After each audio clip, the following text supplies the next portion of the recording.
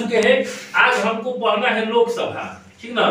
लोकसभा का गठन का प्रावधान अनुच्छेद 81 में किया गया है। किसमें? अनुच्छेद 81 में लोकसभा के गठन का प्रावधान किया गया है। और लोकसभा का गठन जब हुआ था पहली बार तो 2 अप्रैल 1952 ईस्वी में हुआ। कब हुआ? अगर लोकसभा का गठन क्वेश्चन पूछेगा कब किया गया तो 2 अप्रैल 1952। सिर्फ 1952 भी याद रखिएगा तो बढ़िया रहेगा आपके लिए, लेकिन पूरा याद रखिएगा कि 2 अप्रैल 1952 को लोकसभा का गठन हुआ। और गठन करने के बाद जो लोकसभा का प्रथम बैठक आयोजित किया गया, प्रथम बैठक हुआ 13 मई 1952 को। कब हुआ? 13 मई 1952 ईस्वी को लोकसभा का प्रथम बैठक हुआ। देखिए कल समझाए थे कि लोकसभा को ही निम्न सदन कहा जाता है, यानी कि निचला सदन। इसी को कहा जाता है अस्थायी सदन, इसी को कहा जाता है जनता का सदन, इसी को कहा जाता है लोकप्रिय सदन। तो लोकसभा का बेसिक रूप से 4 गो नाम मिल गया। क्या नाम मिल गया? निम्न सदन, अस्थायी सदन, जनता का सदन और लोकप्रिय सदन। इसका 4 नाम है। किसका? लोकसभा का। अब आगे देखते हैं कि लोकसभा में जो सदस्य होते हैं वह सदस्य की संरचना किस प्रकार से होगी। तो हम बताए थे कि 2026 तक लोकसभा में अधिकतम 552 सदस्य हो सकते हैं। कितना? 2026 तक लोकसभा में अधिकतम 552 सदस्य हो सकते हैं, जिसमें 550 प्लस 2 एंग्लो इंडियन जिसको राष्ट्रपति महोदय मनोनीत करते हैं। तो ये दोनों मिलाकर हो जाते हैं 552। तो अगर 550 जिनका चुनाव होना था, 550 के ऊपर चुनाव होना था, तो इस 550 को में 530 को जो आते हैं सभी स्टेटों से, 28 राज्य ना है हमारे यहाँ, तो इन 28 राज्यों से जो होते क्या है 530 का चुनाव होता है। और 20 सदस्यों का चुनाव होता है यूटी से। यूटी माने यूनियन टेरिटरी यानी केंद्र शासित प्रदेश से, संघ शासित प्रदेश। समझ रहे हैं? यानी कि 530 जो सदस्य का चुनाव होगा राज्य से होगा और 20 सदस्यों का चुनाव होगा केंद्र शासित प्रदेशों से। अब ये 530 सदस्य तो आते हैं राज्य से, ठीक ना, लेकिन जनसंख्या का दबाव कम होने के कारण, जनसंख्या केंद्र शासित प्रदेशों में कम होने के कारण वहां से 13 ही सदस्य आते हैं। कहां से? तो वर्तमान में जो होते हैं संघ शासित प्रदेश में 13 सदस्य का निर्वाचन होता है लोकसभा में, क्योंकि वहां पर जनसंख्या कम है। आकर बताइए कि लोकसभा राज्यसभा सदस्यों का जो निर्वाचन होता है जनसंख्या पर आवंटित किया जाता है। आवंटित माने जनसंख्या के आधार पर उनका गणना किया जाता है। तो 530 राज्य से और 13 वो होंगे केंद्र शासित प्रदेश में। तो 543 को 543 को और 2 सदस्यों को राज्यपाल मनोनीत करेंगे, तो 545 हो गया। तो ये 545 जो सदस्य होंगे लोकसभा में बैठेंगे। लेकिन हम बताए थे कि 543 अगर फिलहाल सदस्य हैं जो 2 एंग्लो इंडियन थे। इसको 2019 में जो लोकसभा का चुनाव हुआ था, तो इस 2019 के लोकसभा चुनाव में 2 एंग्लो इंडियन जो थे इनको हटा दिया गया, मोदी जी कानून बनाकर हटा दिए हैं। हाँ, अधिकतम सीटों की संख्या पूछेगा लोकसभा में। अगर अधिकतम सीटों की संख्या पूछेगा तो 550 ना, 2 नहीं बोलना है, ठीक ना। तो 550, लेकिन अभी पुराने किताब में आपको 552 देखने को मिलेगा, ठीक ना। इस बात का ध्यान रखना है। सबको पता भी है। हाँ, सबको पता भी है कि 52 है, लेकिन अभी पूछेगा कि वर्तमान में लोकसभा सदस्यों की संख्या कितना है, तो 543। ये स्पष्ट हो गया। अब देखिए सदस्यों का निर्वाचन कितने प्रकार से होता है, तो 3 प्रकार से होता है। ए नंबर, जो लोकसभा के सदस्य को निर्वाचित करते हैं हम लोग करते हैं, तो प्रत्यक्ष रूप से जनता वोट करती है। लोकसभा सदस्यों के लिए प्रत्यक्ष रूप से जनता वोट करती है ना, क्योंकि हम लोग जनता है और खड़े होकर वोट जाकर देते हैं लोकसभा सदस्यों के लिए, एमपी बनने के लिए। जैसे एग्जाम्पल अश्विनी चौबे को हम सभी लोग वोट दिए हैं तो बक्सर लोकसभा से जीते हैं। अब अगला देखते हैं कि इनका जो निर्वाचन होता है सार्वभौम मताधिकार के आधार पर होता है। सार्वभौम मताधिकार का मतलब सभी व्यक्ति ऐसे नागरिक जिनका उम्र 18 वर्ष से ज्यादा हो गया हो, यानी 18 प्लस हो। इनका मतलब कि जिस भारतीय नागरिक का उम्र 18 वर्ष हो गया है वह मताधिकार दे सकता है, मत अपना यूज कर सकता है, उसी को कहते हैं सार्वभौम मताधिकार। इनका जो वोटिंग होता है वह first past the post system के आधार पर होता है। First past the post system का मतलब होता है कि पहले आओ और पहले ले जाओ। इसका मतलब ये होता है हिंदी इसका the first past the post system, ये कहने का मतलब पहले जिसको ज्यादा वोट मिलेगा उसको पहले सदस्य बना दिया जाएगा। एग्जाम्पल के तौर पर 4 मान लेते हैं कैंडिडेट हैं, 4 को candidate A B C D. A को मिला 10 वोट, बी को मिला 15, सी को मिला 16 और डी को मिल गया 20। तो सदस्य जीतेगा ये ना, डी है ना, कैसे सबसे वोट वही लिया है ज्यादा, ठीक ना। यही ना ये सिस्टम है कि सबसे सब मैंने जितना वोटवा है वो हमने सबको वोट मिला है। अपने निचले प्रतिद्वंदी से अगर एक वोट मिल जाता है तो वह सदस्य जीत जाएगा। मान लेते हैं कि किसी को 11 मिला है, किसी को 10, तो 11 वाला जीत दर्ज करेगा। एक एक वोट का महत्व हो जाता है। अब लोकसभा के सदस्यों की योग्यता देखते हैं कि लोकसभा सदस्य चुने जाएंगे तो उनकी कुछ योग्यता भी होगी ताकि संसद में जाकर कानून बनाएंगे। तो वह भारत का नागरिक हो, पहल का है कि भारत का नागरिक होगा। दूसरा का है कि लोकसभा सदस्य बनने के लिए कम से कम उम्र 25 वर्ष चाहिए, ठीक ना। पहल का भारत का नागरिक हो और लोकसभा सदस्य बनने के लिए उम्र 25 वर्ष। हम समझाए थे कि प्रधानमंत्री बनने के लिए भी 25 वर्ष चाहिए। क्यों? क्योंकि प्रधानमंत्री व्यक्ति लोकसभा से भी बन सकता है और राज्यसभा से भी बन सकता है। तो लोकसभा से प्रधानमंत्री बनेगा तो उम्र 25 वर्ष चाहिए। अगला राज्यसभा से अगर राज्यसभा से जाएंगे तो 30 वर्ष। हाँ, समझाए थे परसों। तो लोकसभा सदस्यों का उम्र भारत का नागरिक हो, पहल का योग्यता देखा जाए उम्र 25 वर्ष हो। तीसरा का बात है कि किसी लाभ के पद पर ना हो। निर्वाचन के समय लोकसभा का सदस्य जो होगा अगर नामांकन करा रहा तो किसी भी लाभ के पद पर नहीं होना चाहिए। मैंने अगर प्रधान देखिए विधायक है, मंत्री है, नेता है, चाहे सांसद है तो लाभ का पद नहीं है। हाँ, चाहे मुखिया के भी पद पर है तो लाभ का पद नहीं है। लेकिन अगर एगो सरकारी चपरासियों पे है पद पर तो लाभ का पद माना जाएगा। क्योंकि आमतौर पर संविधान में राजनेताओं को दर्शाया गया कि ये लोग जनता के सेवक है, ठीक ना। और लाभ के पद सरकारी नौकरी से इसलिए होता है कि आप सरकार से क्या कर रहे हैं, पेमेंट ले रहे हैं, पैसा ले रहे हैं, तब नौकरी करें। इसका मतलब कि लाभ के पद पर है। तो तीसरा का यही करें कि लाभ के पद पर नहीं होना चाहिए। और चौथा का है कि मानसिक रूप से वह व्यक्ति स्वस्थ हो, ठीक ना।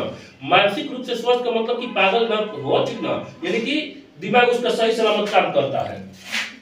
अगला देखते हैं कि लोकसभा सदस्यों का कार्यकाल कितना हुआ, तो 5 वर्ष। आमतौर पर सामान्यतः यहाँ पोस्ट में लिख दिए हैं लोकसभा का कार्यकाल जो होता है 5 वर्ष का होता है। लेकिन अगर फिर भी कोई पार्टी अपना लोकसभा में बहुमत न साबित कर पाए स्पष्ट रूप से, तो उस दौरान क्या होता है कि प्रधानमंत्री के परामर्श पर राष्ट्रपति लोकसभा को भंग कर सकते हैं। समझाए थे कल भी, परसों भी समझाए थे। तो जो होता है इनका कार्यकाल 5 वर्ष होता है और इनके सदस्यों का कार्यकाल भी 5 वर्ष होता है। देखिए जब अनुच्छेद 352 का यूज होता है, यानी कि देश में आपातकाल जब लगता है एक कंडीशन के दौरान, तो लोकसभा का कार्यकाल बढ़ जाता है 1 वर्ष बढ़ जाएगा आराम से।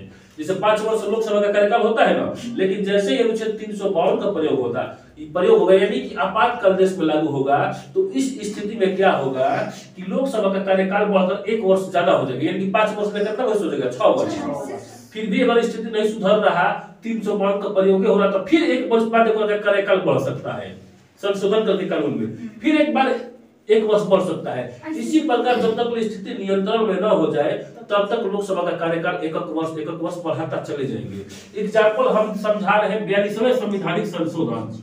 जब 1975 ईस्वी में इंदिरा गांधी ने देश में आपातकाल लागू किया, 352 का यूज किया, तो इस दौरान उन्होंने 42वें संविधान संशोधन किया और संशोधन करके लोकसभा का कार्यकाल 1976 में 1 वर्ष बढ़ाया। आपातकाल लगा है सर, हाँ 1975 में लगा था, तो 42वें संशोधन ने 1976 में और लोकसभा का कार्यकाल बढ़ाकर 1 वर्ष कर दी, ठीक ना। तब जब कर दी तो इनका दोबारा जब इनका चुनाव कराएंगे, जब 352 का प्रयोग हट गया, यानी कि आपातकाल से जब हट गया, तब इनकी पार्टी को बहुमत नहीं मिला, जनता पार्टी की सरकार आई, मोरारजी देसाई जी प्रधानमंत्री बने। तो मोरारजी देसाई जब पीएम बने तो उन्होंने 44वें संशोधन लाया। क्या लाया? 44वें संवैधानिक संशोधन 1988 में लाया। कब लाया? 1978 में लाया। कब लाया? 44वें संवैधानिक संशोधन 1978 में लाया। और इस जो लोकसभा का कार्यकाल 6 वर्ष इंदिरा गांधी की थी, उस कार्यकाल को घटाकर 5 वर्ष कर दिया मोरारजी देसाई ने। तब ध्यान रखना है कि 42वें संशोधन द्वारा लोकसभा का कार्यकाल क्या हुआ कि 5 वर्ष से 6 वर्ष हुआ, लेकिन 44वें संविधान संशोधन द्वारा लोकसभा का कार्यकाल 6 वर्ष से 5 वर्ष हो गया।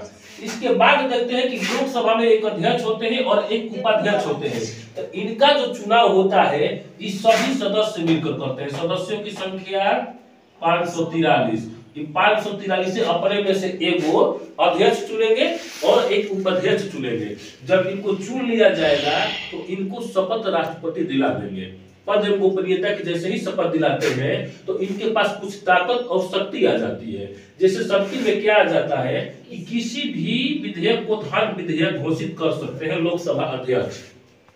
अनुच्छेद 110 के तहत, अनुच्छेद 110 में वर्णन किया गया है कि इसके तहत लोकसभा अध्यक्ष किसी भी विधेयक यानी किसी भी कानून को धर्म विधेयक कानून घोषित कर सकते हैं। यानी धर्म विधेयक कोई भी बिल अगर पारित होता है तो इसका मतलब वह धर्म विधेयक है कि नहीं, धर्म से संबंधित है कि नहीं, तो इसको वह निर्णय अपने मत से ले सकते हैं। दूसरा का है कि जब संसद का संयुक्त अधिवेशन राष्ट्रपति महोदय बुलाते हैं, जब अनुच्छेद 108 के तहत बुलाते हैं, ध्यान रखिएगा, अनुच्छेद 108 के द्वारा जब संसद का संयुक्त अधिवेशन बुलाया जाता है तो अनुच्छेद 108 के तहत क्या होता है कि इस संसद के संयुक्त अधिवेशन की अध्यक्षता जो होता है राष्ट्रपति महोदय करते हैं। कौन करते हैं ना, सॉरी गलती बोला है, मैंने संसद जब संयुक्त अध्यक्ष अधिवेशता बोलता है तो लोकसभा अध्यक्ष कर देते हैं। कौन करता है, लोकसभा अध्यक्ष। जब संसद के संयुक्त अधिवेशन आ बैठता है तो उस अधिवेशन की अध्यक्षता जो होता है क्या करता है, लोकसभा अध्यक्ष। अब देखते हैं कि त्याग पत्र, अगर लोकसभा सभापति चाहेंगे कि त्याग पत्र हम दे दें तो किसको त्याग पत्र देंगे, एक उपाध्यक्ष महोदय को, और उपाध्यक्ष को अगर त्याग पत्र देना होगा तो किसको देंगे, अध्यक्ष महोदय को।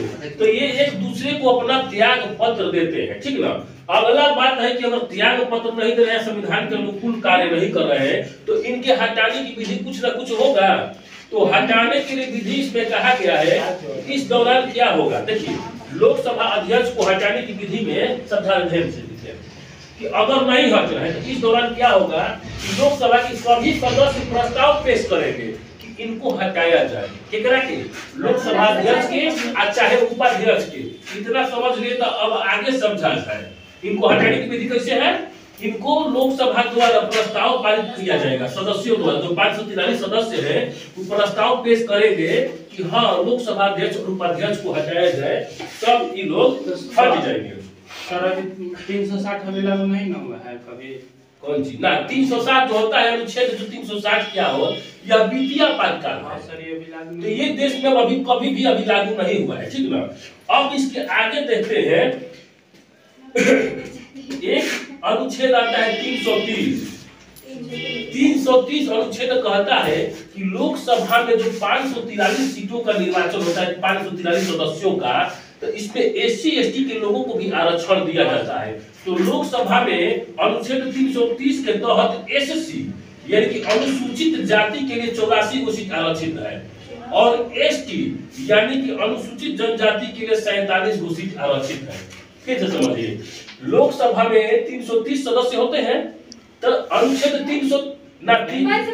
543 सदस्य होते हैं लोकसभा में, तो अनुच्छेद 330 के द्वारा अनुसूचित जाति के लोगों को क्या किया है कि 84 सीटें आरक्षित किया गया है और अनुसूचित जनजाति के लोगों के लिए लोकसभा में 47 सीटें आरक्षित किया गया है। जो ये साथ चलेगा ना लोकसभा अध्यक्ष क्या माने 84 सीट में का चीज के जो 543 सदस्य खड़े होते हैं ना, तो इसमें जनरल कैटेगरी का होता है, ओबीसी वर्ग के लोगों के लिए, SC ST के लिए भी होता है। 543 सदस्य माने जो खड़े होंगे तो ए में 84 को जो खड़े होंगे खाली SC ST के कैटेगरी के लोग खड़े होंगे, दोनों मिलाइएगा तो 131 हो रहा। यानी कि लोकसभा में SC ST के लिए आरक्षित सीटें कितनी है, 131। माने खाली SC ST के जात वहां पर खड़े होंगे। जैसे हाजीपुर है, हाजीपुर पे खाली जब देखिएगा तो पासवानी जाति खड़ा होता है, ठीक ना। रामविलास पासवान वहीं से जीतते थे, उनके भाई वहां से दोबारा जीते हैं। अब अनुच्छेद 331 आता है, इस अनुच्छेद 331 के द्वारा कहा गया है कि राष्ट्रपति महोदय क्या करेंगे कि लोकसभा में 2 एंग्लो इंडियन को मनोनीत करेंगे, ठीक ना। तो एंग्लो इंडियन को मनोनीत करते थे किस अनुच्छेद के तहत, 331। तो ये एंग्लो इंडियन क्या है कि ऐसे अंग्रेज जो जिसने भारतीय नागरिकता ग्रहण कर लिया है, ठीक ना। सर इसको हटा दिया, अब इसको हटा दिया गया है। देखिए अब इसकी विशेषता क्या देखते हैं लोकसभा का, तो लोकसभा जो होती है जितने मंत्री परिषद होते हैं वह लोकसभा के प्रति ही उत्तरदायी होते हैं, ठीक ना। किसके प्रति? मंत्री परिषद जो होते हैं लोकसभा के प्रति ही उत्तरदायी होती है, और जो सरकार बैठती है, सरकार यानी कि नरेंद्र मोदी, वह लोक की सभा में बैठेंगे, क्योंकि बहुमत साबित करना होता है तो लोकसभा में ही साबित किया जाता है, ठीक ना। अब सरकार बनाने के लिए क्या किया जाता है कि लोकसभा में जब सरकार बैठेगी तब ना सरकार माने होगा, बहुमत साबित होगा, तो इसमें सरकार जो बैठेगी वह लोक सभा में बैठेगी, और जो मंत्री परिषद के प्रति उत्तरदायी होंगे तो लोकसभा के प्रति उत्तरदायी होंगे, ठीक ना। अब देखते हैं कि एक कोरम होता है, यानी कि उसको कहा जाता है गणपूर्ति, ठीक ना। तो लोकसभा का गणपूर्ति कितना होता है? 1/10। अगर कोई भी बैठक आयोजित होता है तो लोकसभा का 1/10 सदस्य रहना चाहिए। 543 का अगर 1/10 निकालेंगे तो 54 आएगा, 54.3। लेकिन कहा गया कि कम से कम 55 व्यक्ति अगर मौजूद रहेंगे, कम से कम 55 व्यक्ति अगर मौजूद रहेंगे तो उस दिन का बैठक मान्य होगा, ठीक ना।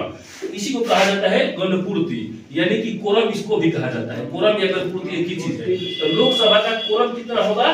1/10। अब देखते हैं कैबिनेट में विपक्षी दल का नेता नाम सुने होंगे आप लोग।